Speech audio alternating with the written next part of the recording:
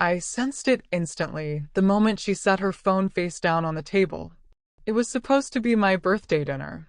The candles flickered between us, but Emily's smile, the one that used to brighten my entire world, wasn't aimed at me anymore. Her eyes kept darting to that phone, as if something unseen was tugging her toward it. Her fork never touched her food. "Everything okay?" I asked, forcing my voice into something light, almost casual. She jumped, like I'd yanked her out of another reality. "Yeah, just work stuff," she muttered. Flat. Dismissive. But I'd been with Emily long enough to recognize the signs. The way her thumb grazed the edge of her phone. That quick breath she always took before she lied. And on my birthday, no less. We'd been married 7 years. Not perfect ones, but good. Or so I believed. I poured myself into long hours as a project manager, trying to build us a future. She, as a marketing consultant, often complained about her overbearing boss, late-night campaigns, how exhausted she was. I listened. I supported. But that night, something inside me cracked. I forced a smile.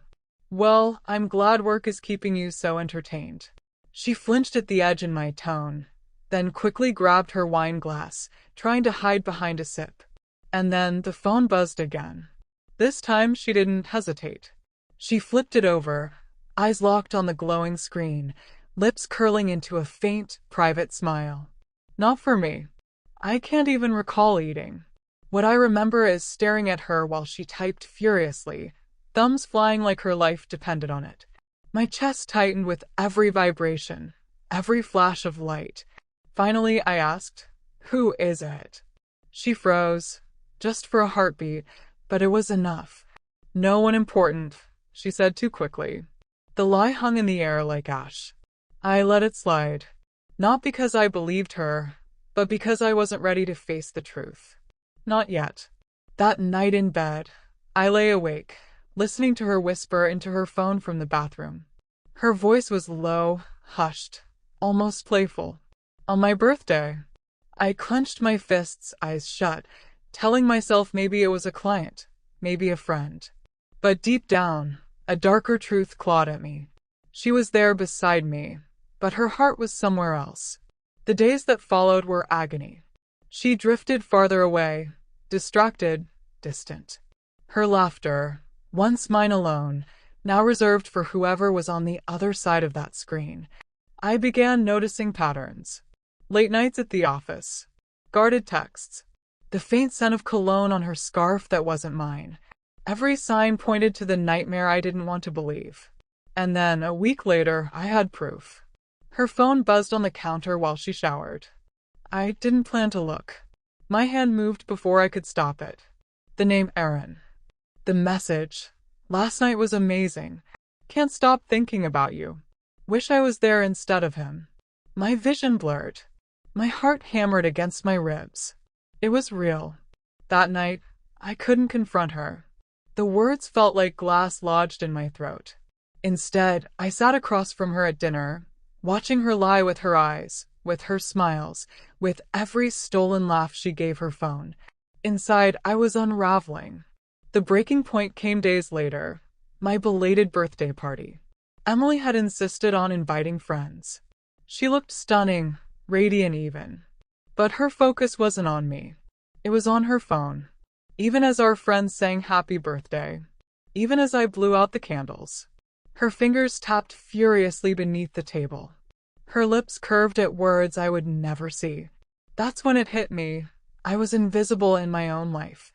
I stood there, cake knife in hand, surrounded by laughter that suddenly felt hollow. And in that moment, something inside me shifted. I couldn't keep doing this. After the guests left, I didn't shout. I didn't cry. I just looked at her. "Emily," I said, my voice too calm. "I know about Aaron." The color drained from her face. "What? What are you talking about?" I held her gaze. "Don't lie. Not tonight." Her lips quivered. And for the first time in weeks, she set her phone down. Tears welled in her eyes. "I didn't mean for it to happen. I was lonely. You've been so busy with work." I let out a bitter laugh. So that makes it okay to sneak around? On my birthday, whispering to him while I sat beside you. She broke down, sobbing into her hands. I made a mistake. No, I cut her off. Forgetting an anniversary is a mistake. This was a choice. Again and again. And tonight, you chose him over me.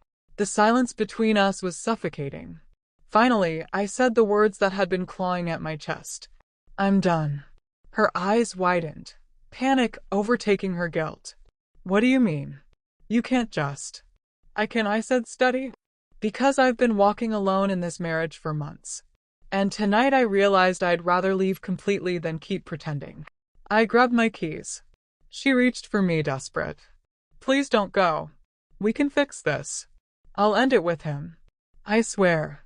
I looked down at her hand on my arm, the same hand that had clutched her phone so tightly, hiding it from me. I pulled away. You should have thought of that before. And I walked out. The night air hit me hard, cold, sharp, freeing. I didn't know where I was going, only that I couldn't stay. Every step away from that house felt like taking back a piece of myself she'd stolen. Every breath grew lighter.